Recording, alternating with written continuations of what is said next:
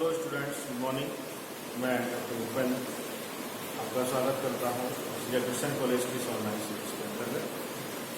पिछले वीडियो में हमने जो है एंजाइम्स के बारे में डिस्कस किया था और आज के इस सीरीज के अंतर्गत जो है हम डिस्कस करेंगे आहार नाल में पाचन। देखिए बच्चों, यहाँ हम पढ़ रहे हैं मैमेलियन फिजियोलॉजी और मैमेलियन फिजियोलॉजी के अंतर्गत डाइजेशन फिजियोलॉजी पढ़ रहे हैं।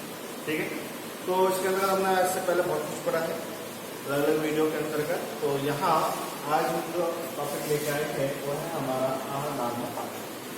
देखिए, आप लोग जानते हैं कि आहार नाल जो है वह हमारे पाचन तंत्र का एक बहुत ही महत्वपूर्ण अंग है, जहाँ पर भोजन का पाचन होता है, अवशोषण होता है और इसके द्वारा उसका क्या होता है, अवक्षेपण होता है, उसका अपचलन।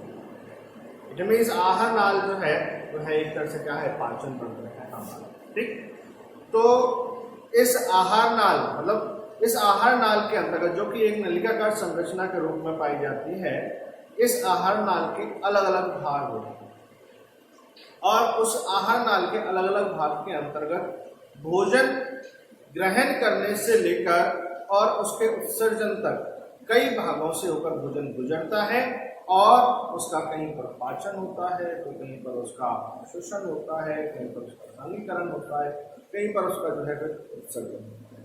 ठीक है, तो यहाँ पर स्टेप बाय स्टेप देख रहे हैं। सबसे पहले हम बात कर रहे हैं, आज हमारा टॉपिक है मुख गुहा में पाचन। देखिए बच्चों, आहार नाल का जो प्रारंभ है वह कहाँ से होता है, मुख गुहा से होता है। ठीक है, तो जब हम भोजन ग्रहण करते हैं, ठीक है, तो जब भोजन हम ग्रहण करते हैं तो सबसे पहले जो भोजन का एक तरह से प्रारंभ है वह कहाँ से शुरू हो जाता है, मुख गुहा से हो जाता है।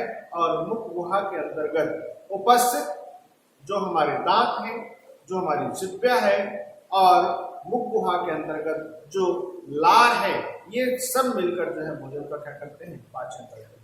दांत जो है वे भोजन के बड़े बड़े भागों को क्या करती है, पीसते हैं। दांत जो है वो क्या करते हैं, बड़े बड़े भागों को पीसते हैं, साथ साथ में जिह्वा जो है उसको क्या करती है, उलट पलटने का काम करती है, जिससे कि हमारी मुख गुहा के अंतर्गत जो लार होती है वह उसके साथ साथ क्या होती रहती है, मिलती रहती है। ठीक है, जिससे कि हमारा जो भोजन है वह एक क्या लुगदी के रूप में परिवर्तित हो जाता है और लुगदी के रूप में परिवर्तित होकर वह हमारे आहार नाल के अगले भागों के अंतर्गत पहुंचता है और अगला भाग होता है हमारा आमाशय। तो हम यहाँ पर डिस्कस करेंगे कि मुख गुहा के अंतर्गत पाचन जो हुआ उसके अंतर्गत मुख्य जो मैंने आपको बताया योगदान होता है किसका बच्चों, लार। किसका होता है, लार का। लार जो है वह हमारे मुख गुहा के अंतर्गत हमेशा पाई जाती है और जिसके कारण हमारा जो मुख गुहा है वह हमेशा नम बनी रहती है, श्लेष्म में बनी रहती है। ठीक है, और जब भोजन होता है तो भोजन को भी वह क्या करती है, लशा बनाने में सहयोग करती है।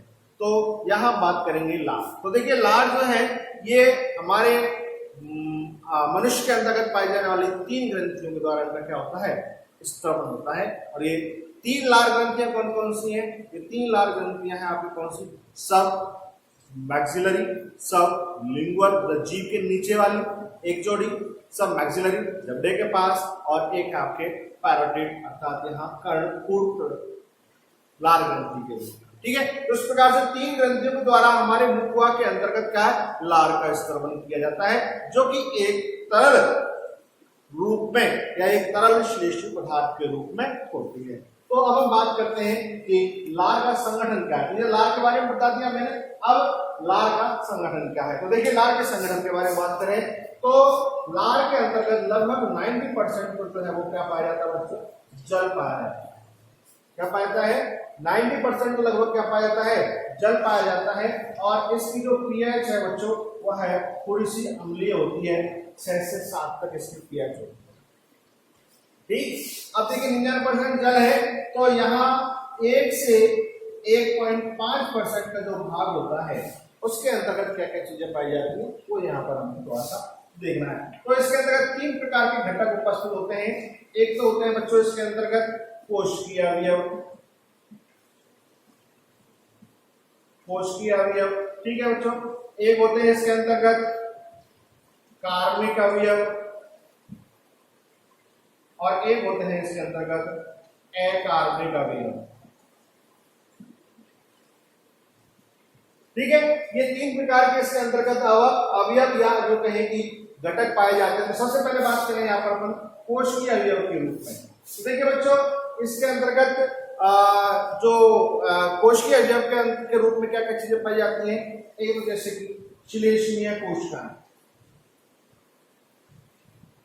श्लेष्मीय कोशिकाएं, WBCs, ठीक है, और जैसे कि बैक्टीरियल सेल्स अर्थात जीवाणु कोशिका आदि जो है वह इसका कोशिकीय अवयव या कोशिकीय घटक का निर्माण करते। ठीक है, अर्थात लार के अंतर्गत कोशिकीय अवयव के रूप में क्या श्लेष्मीय कोशिकाएं और WBCs और बैक्टीरियल सेल्स आदि इसके अंतर्गत उपस्थित होती है। कार्बनिक अवयव के रूप में इसमें जो है म्यूकस पाया जाता है। क्या पाया जाता है? म्यूकस पाया जाता है, जो कि एक प्रकार का क्या होता है, ग्लाइकोप्रोटीन होती है। म्यूकस क्या है? एक प्रकार का क्या होता है, ग्लाइकोप्रोटीन होती है, जो कि भोजन को क्या बनाता है, चिकना या लसलसा बनाता है। भोजन को कैसा बनाने में सहयोग करता है? लसलसा बनाने में सहयोग करता है। और इसके बाद है आपकी तीसरे प्रकार के अवयव। तो तीसरे प्रकार के अवयव के अंतर्गत जो है जैसे कि कैल्शियम है, मैग्नीशियम है, फास्फोरस है, पोटेशियम है, ये जो मिनरल्स होते हैं, ये सभी मिनरल्स, ठीक है, ये खनिज लवण या संयुक्त कहेंगी, सभी जो मिनरल्स हैं, ये सभी मिनरल्स आयनिक रूप में पाए जाते हैं बच्चों।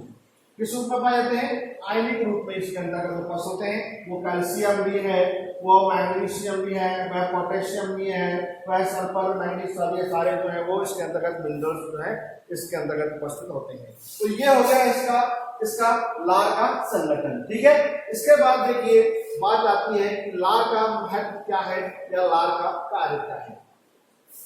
लार के महत्व के बारे में अगर हम बात करते हैं तो देखिए बच्चों, सबसे पहला मुख्य जो महत्व है वो है इसका कि लार जो है वह है हमारी मुख गुहा को हमेशा नम बनाए रख पाती है। ठीक है, और नम बनाए रखने का कारण महत्व फायदा क्या है? नम बनाए रखने का फायदा यह है कि हम देखो जैसे कि बोल पा रहे हैं, आराम से बोल पा रहे हैं। अगर हमारा मुख गुहा नम नहीं होगी तो हमारी जीभ आसानी से पलट नहीं पाएगी। ठीक है, और उस कारण हम सही ढंग से बोल भी नहीं पाएंगे, हम भोजन भी नहीं कर पाएंगे। तो सबसे पहले तो इसका महत्व क्या है कि यह हमारी मुख गुहा को हमेशा क्या बनाए रखती है? नम बनाए रखती है। दूसरा, लार के अंतर्गत क्या होता है बच्चों, कुछ पाचक एंजाइम्स उपस्थित होते हैं, जैसे कि एमाइलेज। तो जब हम भोजन ग्रहण करते हैं दांतों के अंतर्गत, जब उस दांतों के माध्यम से, जीभ के माध्यम से हम उसको चबाते हैं, तो ये एमाइलेज जो है वह कार्बोहाइड्रेट जैसे पोषक पदार्थों का कुछ मात्रा में क्या कर देती है? पाचन करती है, जिसे अपन कहते हैं आंशिक पाचन। जैसे कि मैंने आपको पहले बताया था कि मंड को माल्टोज के अंतर्गत जो कन्वर्ट किया जाता है और उसका जो पाचन कहता है वह एमाइलेज के द्वारा किया जाता है, जो कि लार के अंतर्गत मुख गुहा में उपस्थित होता है। आया समझ में? तो ये दूसरा महत्व हो गया। इसके अलावा जैसे कि मैं बोल रहा हूं, मैं लगातार बोल रहा हूं, तो वायु, वातावरण की वायु मेरे मुख गुहा के अंतर्गत प्रवेश कर रही है, तो इस वायु के अंतर्गत अनेक जीवाणु होंगे कि नहीं होंगे? सूक्ष्म जीव होंगे कि नहीं होंगे? वे मेरे मुख गुहा के अंतर्गत पहुंच रहे हैं, और अगर उनमें से कोई हानिकारक कोई सूक्ष्म जीव है तो मुझे वो नुकसान पहुंचा सकता है। तो ऐसी स्थिति में काफी हद तक जो मेरी मुख गुहा है या हमारी जो मुख गुहा है उसके अंतर्गत ये पाचक एंजाइम्स हैं, जिसके जो एसिडिक मीडियम है उनको नष्ट करने में भी क्या करती है? सहयोग करती है। उनको नष्ट करने का भी क्या करती है? काम करती है। तो ये क्या हुआ? लार का एक महत्व, ये अगला महत्व हो गया। दूसरा जो है लुगदी बनाने में, जब हम भोजन करते हैं तो लार जो है हमारे लुगदी बनाने में उसमें क्या करती है? सहयोग करती है। इसके अलावा हमारी जिह्वा जो है, हमारी जीभ जो है वह जीभ इस लार की उपस्थिति के कारण क्या कर पाती है? स्वाद का एहसास कर पाती है, स्वाद ग्रहण कर पाती है। ठीक है, इसके अलावा हम भोजन को लुगदी रूप में परिवर्तित करने के बाद में उसको क्या करते हैं? निगलते हैं। तो भोजन को निगलने में क्या करती है? सहयोग करती है। तो ये क्या हो गया बच्चों? लार के महत्व एवं कार्य हो गए। ठीक है, इसके बाद बात आती है आपकी कि ये जो लार है, इस लार का स्त्रवन जो होता है उसका नियंत्रण कहाँ से होता है। देखिए, लार के स्त्रवन का नियंत्रण जो है बच्चों, वह है हमारे मस्तिष्क के पॉन्स व मेडुला ऑब्लिंगेटा, जो पॉन्स व मेडुला ऑब्लिंगेटा जो होता है उस पर, यहाँ पर जो है इन दोनों के संधि स्थल पर जो है एक पॉइंट पाया जाता है। दोनों के संधि स्थल पर क्या पाया जाता है बच्चों, एक पॉइंट पाया जाता है जो कि लार के स्त्रवन का क्या करता है, नियमन करता है। और इस लार के स्त्रवन का नियंत्रण करने वाले इस केंद्र को कहा जाता है सलाइवेटरी न्यूक्लियाई। सलाइवेटरी न्यूक्लियाई, ठीक है। तो सलाइवेटरी न्यूक्लियाई वह भाग है जहां से लार के स्त्रवन का क्या किया जाता है, नियंत्रण किया जाता है, जो कि कहां पर पाया जाता है, पॉन्स व मेडुला ऑब्लिंगेटा के संधि स्थल पर पाया जाता है। इसके अलावा स्वायत्त तंत्र के द्वारा भी हमारी लार ग्रंथि का क्या किया जाता है, नियमन किया जाता है। लार ग्रंथि के द्वारा स्त्रावित जो हमारी लार है उसका स्त्रवन का क्या कहता है, नियमन किया जाता है। ठीक है, तो ये यहाँ पर आपके मुख गुहा के पाचन के अंतर्गत कुछ सब टॉपिक्स थे, लार, संगठन और उसका कार्य एवं उसका नियंत्रण, यहाँ तक ये कंप्लीट होते हैं। इसके बाद आगे चलते हैं हम आमाशय में पाचन। तो देखिए बच्चों, हम आमाशय का यूं कहें कि थोड़ी आहार नाल का हम अगर डायग्राम बनाते हैं तो कुछ इस प्रकार से आप लोगों ने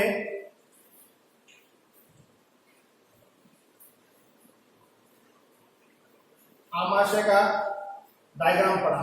तो ये जो थैलेनुमा संरचना होती है, ये इसका क्या होता है, आमाशय होता है। ठीक है, तो ये यहाँ पर आपको मुख गुहा हो गई, और मुख गुहा के बाद जब भोजन को निगला जाता है तो वो कहाँ आता है, आमाशय के अंतर्गत आता है। तो आगे हमारा जो टॉपिक है वो यही है कि आमाशय में पाचन। तो आमाशय में पाचन किस प्रकार से होता है, ये हमको थोड़ा सा यहाँ पर समझना है। तो देखिए बच्चों, यहाँ पर आमाशय के आप लोगों ने बात करें तो तीन भाग पड़े होंगे।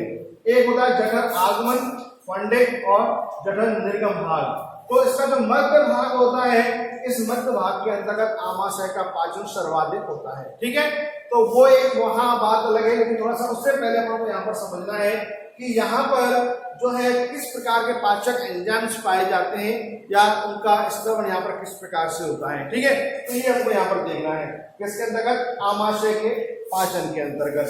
तो देखिए बच्चों, आमाशय के अंतर्गत जब भोजन पहुंचता है, ठीक है, तो आमाशय में जब भोजन पहुंचता है तो पाइलोरिक ग्रंथियां जो होती हैं ये सक्रिय अवस्था में आती हैं, और पाइलोरिक ग्रंथियां जब सक्रिय अवस्था में आती हैं तो उससे गैस्ट्रिन हार्मोन का स्त्रवन होता है।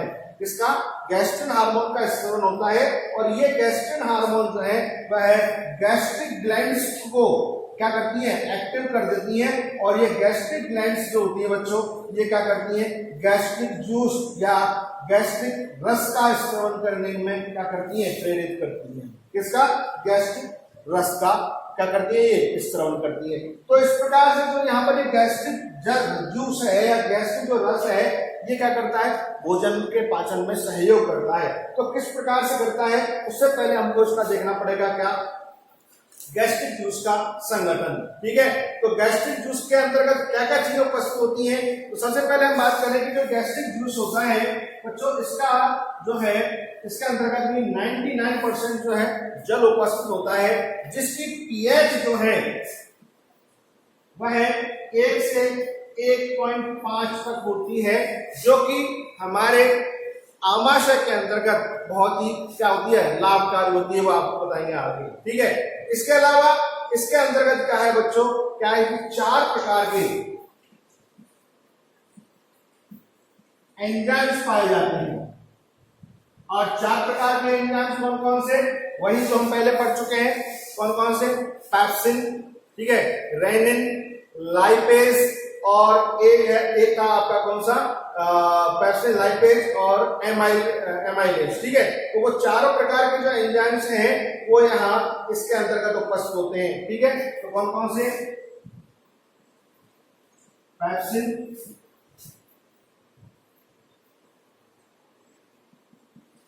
वेनिन, लाइपेज, एक और है पेप्सिन, वेनिन, लाइपेज और एमाइलेज।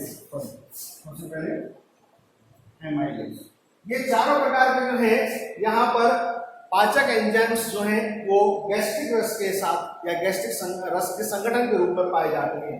ठीक है, अब देखिए बच्चों, यहाँ मैं आपको यही बात क्लियर कर देता हूं कि जो ये 1.5 pH है, आप लोगों को बताया गया था कि पेप्सिन जो एंजाइम है वह किस रूप में पाया जाता है?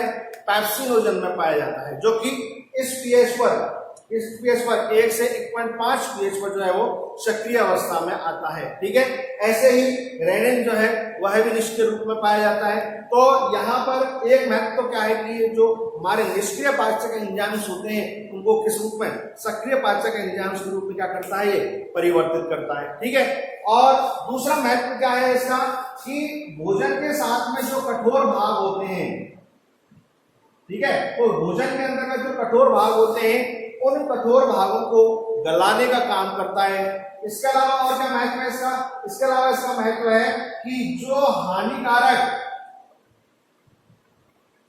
सूक्ष्म जीव भोजन के साथ अंदर प्रवेश कर जाते हैं उनको भी क्या है? अपघटन या उनको नष्ट करने का भी काम करता है। कौन? ये पीएच। ठीक है, तो ये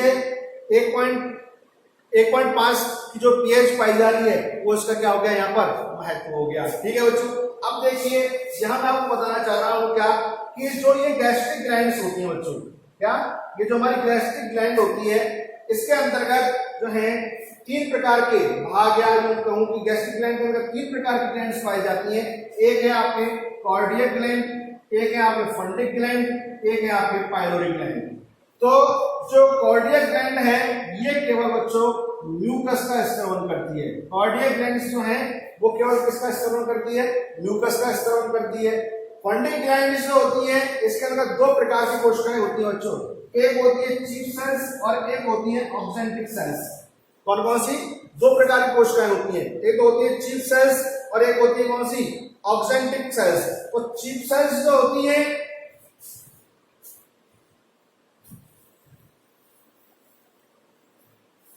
ये पेप्सिन व रेनिन का स्त्रवण करती है, जबकि ऑक्सेंट्रिक सेल्स जो होती हैं ये किसका? HCl का स्त्रवण करती हैं। तो इस प्रकार से जो फंडिक ग्लैंड्स होती हैं उसके अंदर 2 प्रकार की कोशिकाएं, उनके द्वारा जो है रेनिन, पेप्सिन और HCl का क्या किया जाता है? स्त्रवण किया जाता है। इसके बाद जो तीसरे प्रकार की कोशिकाएं हैं पाइलोरिक कोशिकाएं, ये कोशिकाएं जो हैं ये केवल जो है इसका स्त्रवण करती है बच्चों, ये जो है दीवार, आमाशय की दीवार के अंतर्गत जो है केवल जो है म्यूकस का स्त्रवण को, म्यूकस में सॉरी इसके अंतर्गत जो संकुचन है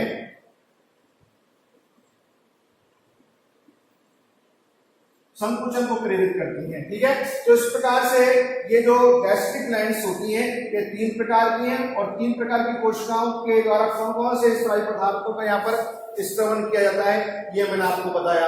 अब देखिए इसमें लास्ट जो आपका टॉपिक है वह है HCl के कार्य। तो वैसे HCl के कार्य तो मैंने 2-3 तो मैंने आपको बता ही दिए और हम यहाँ पे डिस्कस कर लेते हैं HCl के कार्य में। तो सबसे पहला तो कार्य यह है कि जो HCl है ये है हमारे आमाशय के अंतर्गत जो पीएच है उसको डाउन करता है, और डाउन करने से क्या होता है कि जो हमारे डीएक्टिवेट पाचक एंजाइम्स होते हैं वो एक्टिव कंडीशन में आते हैं। दूसरा, हमारे भोजन के साथ जो हानिकारक सूक्ष्म जीव अंदर प्रवेश कर जाते हैं उनको नष्ट करने का काम करता है। इसके अलावा जो भोजन को आमाशय के अंतर्गत सड़ने से बचाता है। इसके अलावा